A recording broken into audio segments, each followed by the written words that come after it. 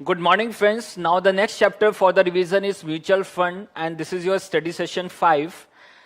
तो यहाँ पर आपके पास क्या है? This is your common pool of money into which investor put their contribution for the stated objective. एक common pool है जहाँ पर सब investor मिलके क्या कर रहे हैं? Invest कर रहे हैं, and for the stated objective जो भी उनका क्या है? common objective है. ठीक है? तो यहाँ पर जो process है वो process क्या follow हो रहा है? investor पैसा किसको दे रहा है? म्यूचुअल फंड को, and mutual fund is registered under the Indian trust act, और उसको सेबी ने ऑथराइज किया कि आप पब्लिक से पैसा क्या कर सकते हैं? कलेक्ट कर सकते हैं. तो this is registered under the Indian trust act mutual fund. और म्यूचुअल फंड खुद कोई इन्वेस्टमेंट नहीं करता है, वो वहां पर पैसा किसको ट्रांसफर कर रहा है? AMC. This is your asset management company. पैसा किसको ट्रांसफर हो रहा है? एसेट मैनेजमेंट कंपनी को ट्रांसफर हो रहा है, और उसके नाम से पता चल रहा है कि वहां पर एसेट्स क्या हो रही है? मैनेज हो रही है, and they will invest in the underlying assets.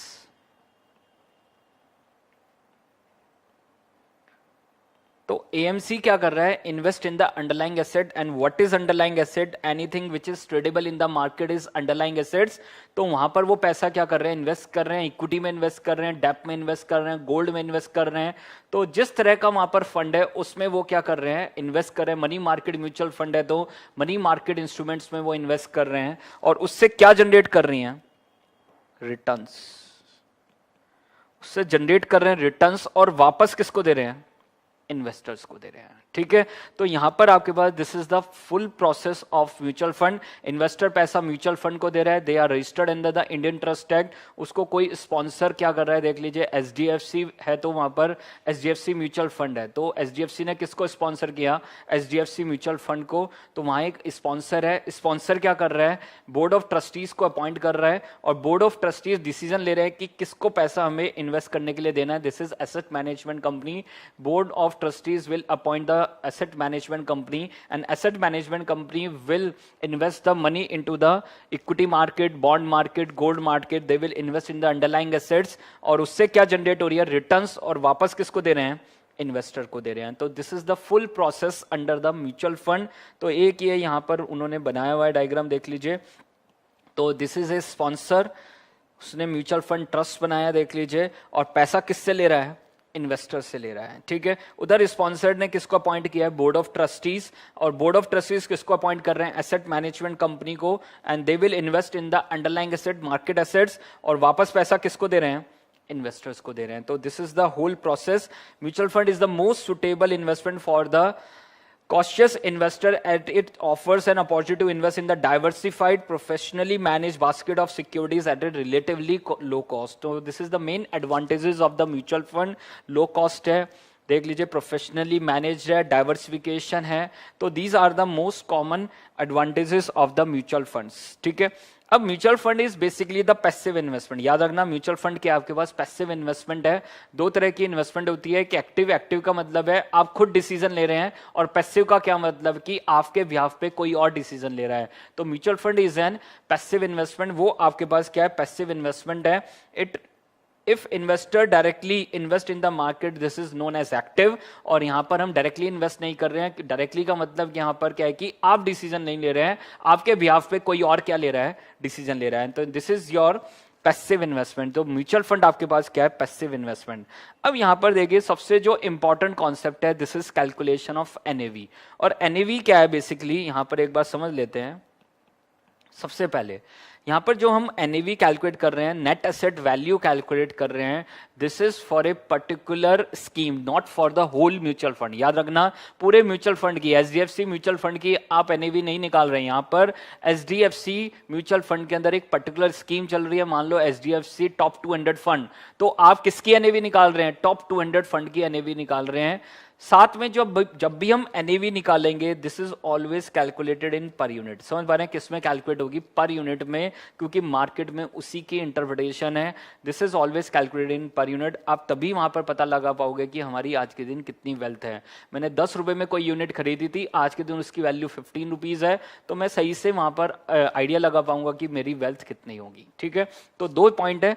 NAV is always calculated for the particular scheme, and the second one is NAV is calculated in per unit. समझ पा रहे हैं किस में कैलकुलेट होगी? Per unit.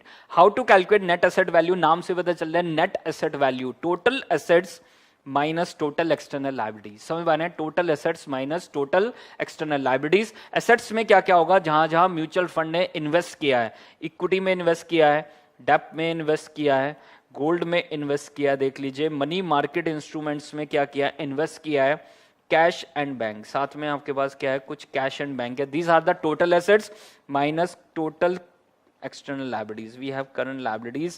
तो this is our net asset value. इधर आपके पास क्या होता है? corpus. This is the corpus. corpus में we have unit capital और साथ में आपके पास क्या होता है? reserve and surplus. तो सिंपल चीज है आपके पास total assets, total of all the assets minus total external liabilities. ठीक है, तो आपके पास क्या निकल के आ जाएगी? net asset value. Total assets minus total external liability. This is total net asset value divided by total number of outstanding units. Number of outstanding units तो क्या निकल के आ जाएगी आपके पास? NAV per unit. ठीक है, अब यहां पर एक इंपॉर्टेंट चीज है, NAV जो कैलकुलेशन है वो डेली बेसिस पे कैलकुलेट हो रही है. क्यों हो रही है? क्योंकि वहां पर हमें ये बताना चाहता है म्यूचुअल फंड की आपके एसेट की वैल्यू डेली बेसिस पे कितना हो गई है. तो this is as per SEBI regulation. SEBI ने कहा कि आपको डेली बेसिस पे क्या कैलकुलेट करनी है? NAV.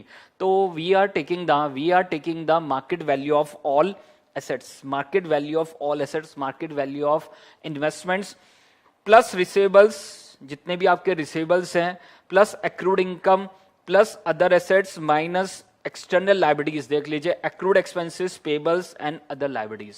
क्यों ऐसा है? क्योंकि NAV का क्या मतलब है? Net realisable value. याद रखना NAV का क्या मतलब है? Net realisable value.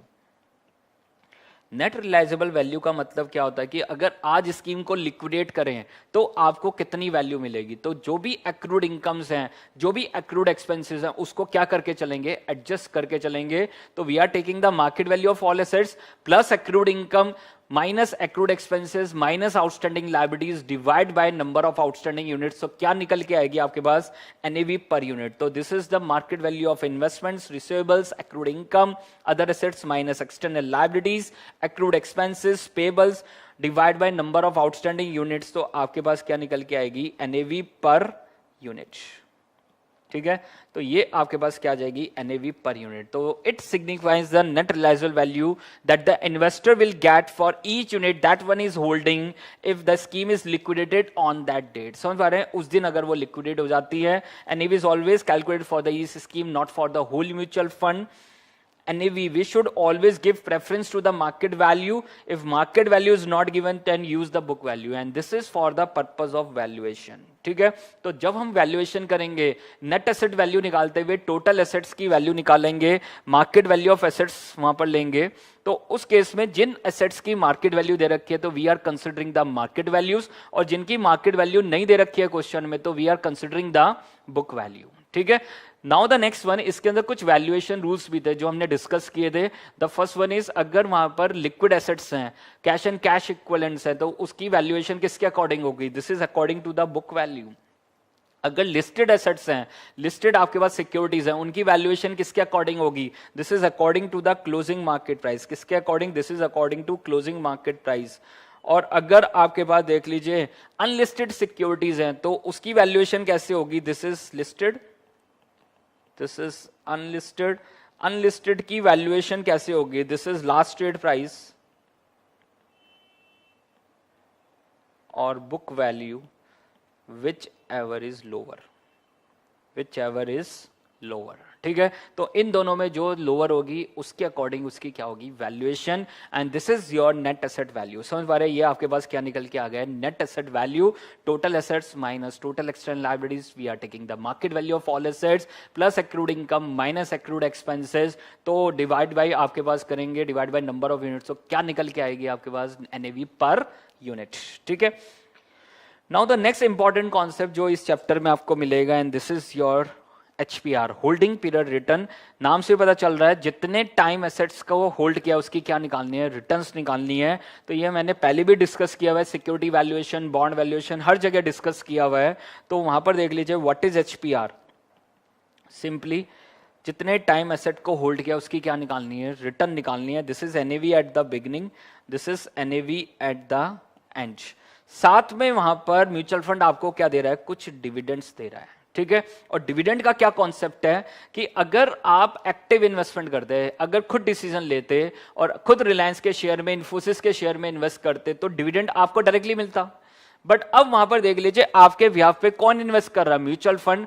अब म्यूचुअल फंड को ही क्या मिल रहा है, डिविडेंड मिल रहा है, और उस डिविडेंड का कुछ पोर्शन आपको क्या कर रहा है, कैश में वहां पर डिस्ट्रीब्यूट कर रहा है। This is your cash dividend, तो this is also part of your return. तो हम क्या करेंगे, ऐड करेंगे। साथ में वहां पर देख लीजिए डेली बेसिस पे सेल परचेज हो रहा है। अगर मैं एक्टिव इन्वेस्टमेंट करता और मैं डेली बेसिस पे सेल परचेज करता तो मुझे कैपिटल गेन होता, वो मुझे डायरेक्टली मिलता। बट अब किसको मिल रहा है, म्यूचुअल फंड को, और उसका कुछ पार्ट आपको कैश में डिस्ट्रीब्यूट कर रहा है। तो this is also part of your return. तो यहां पर साथ में क्या जाएगा, cash capital gain distribution, capital gain distribution divide by, समझ पा रहे हैं, divide by actual amount invested. और एक्चुअल अमाउंट इन्वेस्टेड आपके पास क्या है, this is NAV at the beginning. तो यहां पर आपके पास देख लीजिए तीन आपके पास मेन रिटर्न्स के सोर्सेज हैं। The first one is NAV at the end minus NAV at the beginning. This is your unrealised capital gain, this is your unrealised capital gain, ठीक है। दूसरा आपके पास क्या है, cash dividends, and the third one is cash capital gain distributions, ठीक है। तो ये आपके पास तीन तरह की रिटर्न्स यहां पर आपको मिल रही हैं। और मुझे एचपीआर चाहिए, होल्डिंग पीरियड रिटर्न चाहिए। तो देख लीजिए how to calculate HPR, this is NAV at the end minus NAV at the beginning, this is closing minus opening, this is unrealised capital gain. इसको क्या बोल रहे हैं, unrealised capital gain, plus dividend receive, this is cash dividend, plus capital gain receive, this is capital gain distribution, capital gain disbursement, cash capital gain divide by actual amount invested, and this is NAV at the beginning. वो क्या है आपके पास, NAV at the beginning into 100। तो क्या निकल के आ जाएगी, होल्डिंग पीरियड रिटर्न, ठीक है। तो यहां पर आपको क्या ध्यान रखना है, सबसे पहले एचपीआर निकाल लेंगे। एचपीआर जितने टाइम भी आपने एसेट को होल्ड किया उसकी रिटर्न निकाल रहे हैं। अब वहां पर देख लीजिए आपके पास टाइम पीरियड 3 मंथ्स भी हो सकता है, 3 ईयर्स भी हो सकता है, 30 ईयर्स भी हो सकता है। तो दिस इज योर एचपीआर। बट उसको वापस किस में कन्वर्ट करेंगे, एनुअलाइज यील्ड। किस में कैलकुलेट करेंगे, एनुअलाइज यील्ड। मान लो ये 3 मंथ्स की है, तो ये मान लो 3 मंथ्स की रिटर्न आपकी 10% आ रही है, दिस इज फॉर 3 मंथ्स। अब इसको क्या करना है, दिस इज योर एचपीआर, ये आपके पास क्या है, एचपीआर है। अब मुझे इसको क्या बनाना है, एनुअलाइज रिटर्न बनाना है। एनुअलाइज रिटर्न बनाने के लिए क्या करेंगे, 10% डिवाइड बाय 3 इंटू 12। तो ये आपके पास क्या निकल के आएगी, पर एनम रिटर्न निकल के आएगी। और ये आपके पास क्या होगी, this is your एचपीआर, holding period return. तो ध्यान से देखना क्वेश्चन में कि उन्होंने एचपीआर लिखा है या वहां पर एनुअलाइज यील्ड लिखा है या एनुअलाइज रिटर्न लिखा है। एचपीआर लिखा है तो वो उतने टाइम की रिटर्न होगी जितने टाइम आपने एसेट को होल्ड किया है, और ये यहां पर आपके पास क्या होगी, एनुअलाइज यील्ड होगी। जितने टाइम आपने एसेट को होल्ड किया उसको वापस किस पे रीसेट करेंगे, पर एनम पे रीसेट करेंगे, और उसको क्या बोलेंगे, एनुअलाइज यील्ड और द एनुअलाइज रिटर्न, ठीक है। तो ये आपके पास क्या आ गया, this is your return calculation, holding period return, ठीक है। Now the next one, different plans under the mutual fund. समझ पा रहे हैं, different plans under the mutual fund, इसका क्या कॉन्सेप्ट है sir, different plans under the mutual fund का एक बार समझ लेते हैं। वो भी एक एचडीएफसी म्यूचुअल फंड है सर, उसके अंदर आपके पास क्या है, स्कीम्स है। मान लो HDFC top 200 fund, this is your scheme. अब उस स्कीम में क्या है, we have different plans. Scheme में क्या है, डिफरेंट प्लान्स हैं। तो जब आप इन्वेस्ट करेंगे ना, इन्वेस्ट करते हुए फॉर्म साइन करते हुए, तो फॉर्म के भरते हुए आपके पास बॉक्सेस आएंगे और आपको एक बॉक्स को टिक करना होगा, और वो टिक किसको करना है, जो प्लान आप चूज करना चाहते हैं, ठीक है। तो वी हैव डिफरेंट प्लान्स। और अब ध्यान रखना सर, एनएवी जो कैलकुलेट हो रही थी फॉर द पर्टिकुलर स्कीम हो रही थी, बट अगर वहां पर डिफरेंट प्लान्स हैं तो हर प्लान की एनएवी क्या होगी, अलग अलग कैलकुलेट होगी। याद रखना, हर प्लान की एनएवी क्या होगी, अलग अलग कैलकुलेट होगी। तो यहां पर देख लीजिए, this is your different plans. ध्यान से देखना, इंपॉर्टेंट कॉन्सेप्ट है, और अभी करंट एग्जाम में इससे क्वेश्चन आया था सर, ठीक है। तो this is in your May 2019 exam, यहां पर करंटली आपके पास क्वेश्चन आया था। तो देखिए sir, dividend pay out plan, नाम से पता चल रहा है डिविडेंड पे आउट प्लान की वहां पर क्या कर रहा है म्यूचुअल फंड रेगुलर आपको डिविडेंड क्या कर रहा है, पे आउट कर रहा है। Under this plan mutual fund company declares and distribute dividend to its unit holder on regular basis. ठीक है, अब जो इंपॉर्टेंट चीज है वो है इम्पैक्ट। इम्पैक्ट क्या हो रहा है सर, अगर वहां पर वो डिविडेंड डिस्ट्रीब्यूट कर रहा है तो क्या नंबर ऑफ यूनिट्स पे कोई इंपैक्ट है? There will be no impact on the number of units, number of units will remain same. But अगर डिविडेंड डिस्ट्रीब्यूट कर देंगे तो वहां पर नेट एसेट्स क्या हो जाएंगी, कम हो जाएगी, तो मतलब एनएवी विल फॉल। समझ पा रहे हैं, एनएवी क्या हो जाएगी, फॉल हो जाएगी। तो this is your dividend pay out plan. यहां पर म्यूचुअल फंड आपको रेगुलर डिविडेंड दे रहा है और उस केस में नंबर ऑफ यूनिट्स तो कांस्टेंट रहेंगी बट एनएवी विल फॉल। याद रखना, एनएवी विल फॉल। दूसरा पॉइंट आपके पास क्या है, बोनस प्लान। नाम से पता चल रहा है जैसे हमने बोनस शेयर्स था वैसे ही आपके पास यहां पर बोनस प्लान है। बोनस प्लान के अंदर फ्री में हम क्या दे रहे हैं, number of units.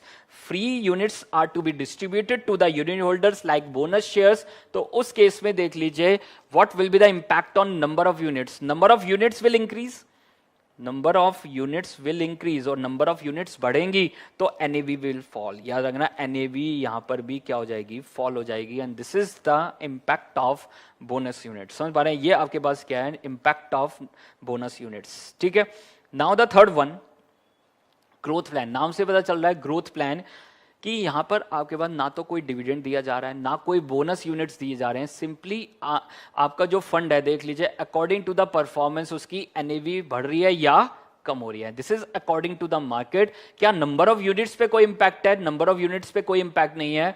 Simply NAV will change according to the market. ठीक है, तो अगर मार्केट बढ़ रहा है, एसेट्स की वैल्यू बढ़ रही है तो एनएवी विल इंक्रीज, और अगर एसेट्स की वैल्यू फॉल हो रही है तो एनएवी विल फॉल। अदरवाइज और कोई इंपैक्ट नहीं है। तो neither dividend is distributed nor bonus units are given, NAV will be increase to the extent of growth. ठीक है, तो ये आपके पास क्या है, this is your growth plan. What will be the impact on number of units, number of units will same. NAV पे भी टेक्निकली कोई इंपैक्ट नहीं है, सिर्फ क्या इंपैक्ट है, अगर मार्केट चेंज होगा तो एनईवी विल चेंज। ठीक है, और वो तो हर प्लान में ही होगा, अगर मार्केट चेंज होगा तो एनईवी विल चेंज, अदरवाइज और कोई इंपैक्ट नहीं है। तो NAV will change according to the market only and number of units will remain same, and this is your growth plan. ठीक है, now the fourth one, this is your dividend reinvestment plan. नाम से पता चल रहा है dividend reinvestment plan. यहां पर डिविडेंड डिक्लेयर तो होगा बट आपको डिस्ट्रीब्यूट नहीं होगा। वो पैसे से हम क्या करेंगे, वहां पर एडिशनल यूनिट क्या कर लेंगे, आपके लिए परचेस कर लेंगे। तो म्यूचुअल फंड वहां पर आपको एक ऑप्शन दे रहा है, dividend reinvestment plan. Dividend declare तो होगा बट डिस्ट्रीब्यूट नहीं होगा। Amount of dividend will be reinvested, और किस रेट पे री इन्वेस्ट होगा, this is at ex dividend NAV. किस पे होगा, एक्स डिविडेंड एनएवी, मतलब डिविडेंड देने के बाद जो एनएवी बचेगी उस पे वापस उस पैसे को क्या कर देंगे, री इन्वेस्ट कर देंगे, और उससे क्या जनरेट होगा, एडिशनल नंबर ऑफ यूनिट्स। समझ पा रहे हैं, एडिशनल नंबर ऑफ यूनिट्स। तो number of units will increase, NAV will fall, क्योंकि डिविडेंड वहां पर डिक्लेयर हुआ है तो उस केस में NAV will fall, net assets क्या हो जाएंगी, कम हो जाएंगी, NAV will fall and the number of units will increase, and this is the impact of dividend reinvestment plan, and this is the most important part. यही सबसे ज्यादा आपसे टेस्ट कर रहे हैं। ठीक है, तो ये आपके पास देख लीजिए different plans under the mutual fund. ठीक है, now the next one, this is expense ratio. अब नाम से पता चल रहा है एक्सपेंस रेशियो, कितने फंड पे आप कितना एक्सपेंस कर रहे हैं। ठीक है, तो this is expense divide by fund value. Expense divide by fund value, अगर पर यूनिट में कैलकुलेट करना है तो expense per unit divide by NAV per unit. अब जब वहां पर आपके पास ओपनिंग और क्लोजिंग वैल्यूज अगर हैं तो उस केस में we are taking the average NAV per unit और द एवरेज फंड वैल्यू। ठीक है, तो this is your expense per unit divided by average NAV per unit. And how to calculate average NAV per unit? This is opening NAV plus closing NAV divided by 2. तो expense ratio एक parameter है कि वो देखना चाहते हैं कि जो ये फंड है वहां पर देख लीजिए कितना एक्सपेंस कर रहा है। ठीक है, क्योंकि अगर ज्यादा एक्सपेंस रेशियो होगी तो उस केस में आपकी रिटर्न्स कम होगी। तो जब हम कंपैरिजन करेंगे एक ही तरह की वहां पर स्कीम्स को हम कंपेयर करेंगे तो this is one of the parameter for selection of a particular scheme. तो this is your expense ratio. Now the next concept, this is the relationship between the return of mutual fund, recurring expenses, issue expenses, and the return desired by the investor or the required return of an investor. And इसको क्या बोलते हैं, indifference point. क्या बोलते हैं, indifference point. तो वैसे तो ये फॉर्मूला है बट हम एक बार कॉन्सेप्चुअली इसको देख लेते हैं सर. तो देखिए सर, एक तरफ है एक्टिव इन्वेस्टमेंट और एक तरफ क्या है, पैसिव। समझ पा रहे हैं? एक तरफ एक्टिव इन्वेस्टमेंट है, मतलब आप खुद डिसीजन ले रहे हैं और डिसीजन लेके कितना अर्न कर रहे हैं, 20%। If you want to switch to the passive, समझ पा रहे हैं हम कहां स्विच करना चाहते हैं, एक्टिव से पैसिव पे स्विच करना चाहते हैं, मतलब म्यूचुअल फंड पे स्विच करना चाहते हैं, तो मुझे कम से कम कितनी रिटर्न चाहिए, 20% ही चाहिएगी सर। और इस 20% को क्या बोलते हैं, this is the desire return of an investor और the required return of an investor. तो अब हम ये जानना चाहते हैं कि म्यूचुअल फंड कितना अर्न करे कि जिससे इन्वेस्टर को नेट में कितना मिल जाए, 20%। और म्यूचुअल फंड में वहां पर दो तरह के एक्सपेंडिचर हैं, we have initial issue expenses and the recurring expenses. तो म्यूचुअल फंड क्या इंकर्ड कर रहा है, initial issue expenses, floating cost incurred कर रहा है, मान लो 5%, ठीक है, एंड रिकरिंग एक्सपेंसेस इज 3%।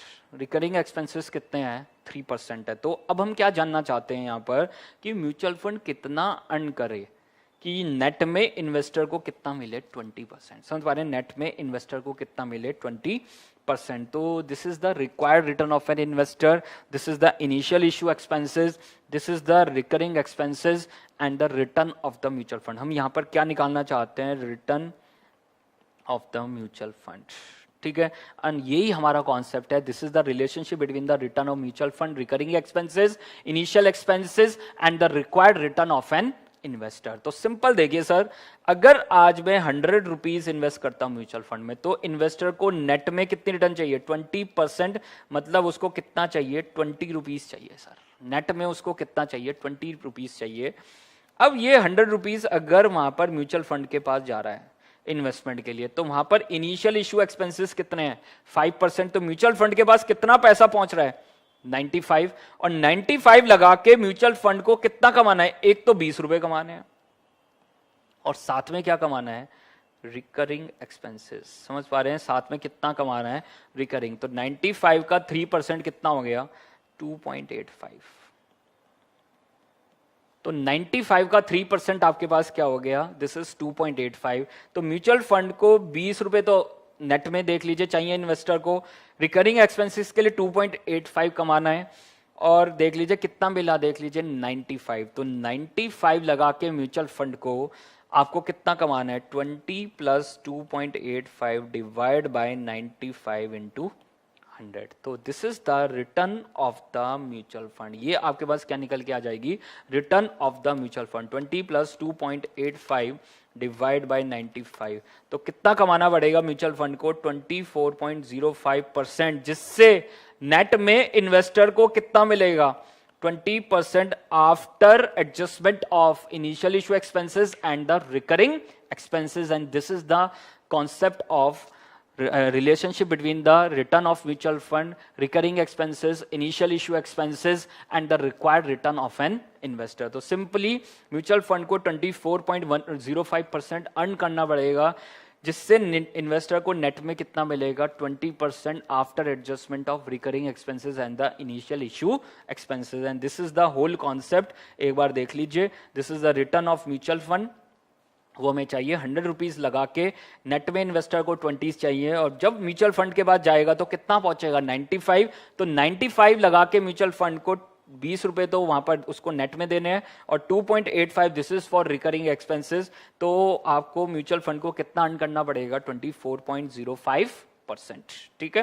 तो ये फॉर्मूले की जरूरत ही नहीं है सर, सिंपली आपको देख लीजिए, इसको फॉलो करना है, जो मैंने कॉन्सेप्ट बताया है, आपको कोई फॉर्मूले की रिक्वायरमेंट नहीं है सर, ठीक है।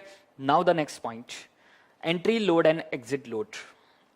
What is entry load and what is exit load. तो आज के टाइम में एंट्री लोड फुल्ली अबॉलिश हो चुका है, और एग्जिट लोड सिर्फ कुछ वहां पर देख लीजिए, अगर आप बहुत जल्दी एग्जिट कर रहे हैं तभी एग्जिट लोड है, अदरवाइज एग्जिट लोड भी वहां पर अबॉलिश हो चुका है। बट फिर भी एग्जाम में क्वेश्चन में उसकी एडजस्टमेंट आ रही है और हमें उसके बारे में पता होना चाहिए, ठीक है। तो एंट्री लोड क्या है, बेसिकली यहां पर at the time of purchase of a mutual fund units, तो वहां पर म्यूचुअल फंड आपसे कुछ एक्स्ट्रा वहां पर चार्ज कर रहा है, this is in the form of entry load. समझ पा रहे हैं किस फॉर्म में चार्ज कर रहा है, एंट्री लोड की फॉर्म में, कि वो कह रहा है कि हमें वहां पर देख लीजिए कमीशन बांटना है, कमीशन ब्रोकरेज पे करनी है जो हमारे लिए म्यूचुअल फंड सेल कर रहे हैं, तो they are charging that part from the investor. तो उस केस में they are charging the entry load from the investor. तो how to make an adjustment, उसकी कैसे एडजस्टमेंट करेंगे, तो ध्यान से देखने का। सबसे पहले देख लीजिए entry load is paid by the investor at the time of purchase of mutual fund units. तो उस केस में देख लीजिए सेल प्राइस ऑफ एनएवी कितने में बेचेगा। अगर एनएवी आ रही है 10 रुपए and the entry load is 2%, तो आपको ज्यादा में बेचेगा, तो एंट्री लोड हमेशा क्या करेंगे, ऐड करेंगे। समझ पा रहे हैं, एंट्री लोड हमेशा क्या करेंगे, ऐड करेंगे। अमाउंट में गिवन है तो अमाउंट में, और परसेंटेज में गिवन है तो परसेंटेज। तो क्या जाएगा, एनएवी 1 प्लस एंट्री लोड। ठीक है, अब आप एग्जिट कर रहे हैं, बहुत जल्दी एग्जिट कर रहे हैं, तो उस केस में they are charging you the exit load. समझ पा रहे हैं, आपसे क्या चार्ज करेगा, एग्जिट लोड। और उस केस में देख लीजिए what is the realise price. समझ पा रहे हैं, what is the realise value और the realise price of the NAV. तो आपसे वहां पर एग्जिट लोड चार्ज करेगा, तो एग्जिट लोड हमेशा क्या होगा, लेस होगा। तो एंट्री लोड हमेशा ऐड होगा और एग्जिट लोड हमेशा क्या होगा, लेस होगा। This is from the NAV, तो this is NAV 1 minus exit load. Amount में गिवन है तो अमाउंट माइनस करेंगे, परसेंटेज गिवन है तो percentage. And this is the concept of entry load and exit load. ठीक है, तो इस पे काफी क्वेश्चन आ रहा है, आप ध्यान रखना। Entry load and exit load, तो सेल प्राइस क्या होगा, कितने में वहां पर एनएवी बिकेगी स्टार्टिंग में at the time of purchase. Mutual fund आपको कितने में सेल करेगा, एनएवी 1 प्लस एंट्री लोड पे। और जब आपको रियलाइज वैल्यू देनी होगी तो आपको कितना देगा, एनएवी 1 माइनस एग्जिट लोड। ठीक है, लास्ट पॉइंट यहां पर क्या है, dividend equalisation, and this is the most important point. इसके ऊपर क्वेश्चन आ चुका है एग्जाम में पहले भी, तो इसलिए एक बार यहाँ पर अलग से इसको डिस्कस कर रहे हैं। तो this is your dividend equalisation. तो एक बात याद रखना, म्यूचुअल फंड में अभी तक मैंने देखा नहीं है कि कोई एग्जाम ऐसा कोई जहाँ पर म्यूचुअल फंड का क्वेश्चन ना आया हो। तो इसका मतलब ये एक ऐसा चैप्टर है यहाँ पर आपके पास हमेशा क्वेश्चन है एग्जाम में, तो बहुत अच्छे से आप प्रिपेयर करके जाना, अच्छे लेवल पे प्रिपरेशंस करना, और डेफिनेटली वहाँ पर आपको पूरे 8 मार्क्स यहाँ से मिलेंगे। एक बार एग्जाम में 17 मार्क्स का आया था, तो वो सब भी वहाँ पर हो सकता है कि अगर वहाँ पर एक से ज़्यादा क्वेश्चन आए। ठीक है, तो अच्छे से प्रिपेयर करके जाना है एग्जाम में। तो देखिए डिविडेंड इक्वलाइजेशन, नाम से पता चल रहा है कि डिविडेंड क्या करना है, इक्वलाइज करना है, सबके लिए क्या रखना है, इक्वल रखना है। तो मतलब जब भी वहां पर डिविडेंड दिया जाएगा तो किसको दिया जाएगा, जो भी उस दिन क्या होंगी, outstanding number of units. Outstanding number of units मतलब जो भी वहां पर रजिस्टर में नाम होगा जिसका भी, उसको डिविडेंड दिया जाएगा। These are outstanding number of units. तो ये नहीं देखा जाएगा कि कब वो एंटर किया, कब वो एग्जिट किया। जब पे आउट किया जाएगा तो उस केस में सबको इक्वली क्या दिया जाएगा, डिविडेंड। ठीक है, and this is the concept of dividend equalisation, कि जब हम वहां पर लास्ट में फाइनल पेमेंट कर रहे हैं डिविडेंड की, उस समय डिविडेंड अमाउंट सबका क्या होना चाहिए, इक्वल। ठीक है, बट यहां पर एक पॉइंट है, मान लो we have May, we have June, we have July. अब मान लो कोई इन्वेस्टर कब एंटर किया, मई के एंड पे एंटर किया, तो उस केस में he is not eligible for the May income. May income के लिए वो एलिजिबल नहीं है। बट जब डिविडेंड मिलेगा तो सबको इक्वल मिलेगा। मान लो 10 रुपए डिविडेंड मिलेगा तो सबको 10 रुपए मिलेंगे। अब वो एलिजिबल है नहीं, वो बात की बात है। ठीक है, तो अब वहां पर म्यूचुअल फंड क्या करेगा कि यहां पर मई में जब वो एंटर किया, तो this is at the time of entry, उससे क्या चार्ज कर लेंगे, डिविडेंड इक्वलाइजेशन। समझ पा रहे हैं, उससे पहले ही क्या चार्ज कर लेंगे, डिविडेंड इक्वलाइजेशन। उससे 1 महीने की इनकम पहले ही क्या कर लेंगे, चार्ज कर लेंगे। तो this is the case of dividend equalisation, उससे हम पहले से ही चार्ज कर लेंगे। तो क्या क्या चार्ज करेंगे उससे, opening NAV plus entry load, entry load add करेंगे, याद है, प्लस क्या चार्ज करेंगे, डिविडेंड इक्वलाइजेशन। ठीक है सर। अब मान लो कोई जून में एग्जिट कर गया सर, अब उसको मिलना भी चाहिए सर, जबकि डिविडेंड तो यहां पे आउट होगा, बट वो पहले ही एग्जिट कर जा रहा है, तो हमें उसको क्या पे करना पड़ेगा, dividend equalisation. He is eligible for 2 months income. समझ पा रहे हैं, 2 महीने की इनकम के लिए वो एलिजिबल है। तो उस केस में देख लीजिए, इन दोनों महीने की इनकम के लिए वो एलिजिबल है, तो उस केस में वहां पर हम उसको क्या देंगे, ओपनिंग एनएवी। एग्जिट लोड क्या होगा, माइनस, याद रखना एग्जिट लोड क्या होगा, माइनस, और क्या पे करेंगे, ऐड होगा सर, क्या ऐड होगा, डिविडेंड इक्वलाइजेशन, ठीक है। And this is the concept of dividend equalisation, कि अगर वहां पर देख लीजिए इन बिटवीन कोई पार्टी एंटर कर रही है तो उससे चार्ज कर लेंगे, तब भी ऐड होगा, याद रखना। और अगर वो बीच में एग्जिट कर रहा है तो उसको पे करना पड़ेगा, तो तब भी क्या होगा, ऐड होगा। तो this is your dividend equalisation, दोनों ही पॉइंट पे वो क्या होगा, ऐड होगा। यहां पर उससे चार्ज कर रहे हैं और यहां पर उसको क्या कर रहे हैं, पे आउट कर रहे हैं। And this is the concept of dividend equalisation. साथ में क्वेश्चन में वो आपसे पूछेंगे कि what is the income available for distribution, वो पूछा उन्होंने। साथ में उन्होंने क्लोजिंग एनएवी दोबारा से उन्होंने कैलकुलेशन के लिए पूछी है। And this is a full fledge 8 marks question, कभी भी एग्जाम में आपके पास आ सकता है, ठीक है। And this is all about mutual fund, पूरा सारा कॉन्सेप्ट हमने डिस्कस कर लिया। Most important is calculation of NAV, return, साथ में डिफरेंट प्लान्स के अंदर हाउ टू कैलकुलेट रिटर्न, वो आपसे पूछेंगे। एनुअलाइज यील्ड आपसे पूछेंगे, और साथ में हमने डिस्कस किया dividend equalisation, entry load and exit load. Thank you very much.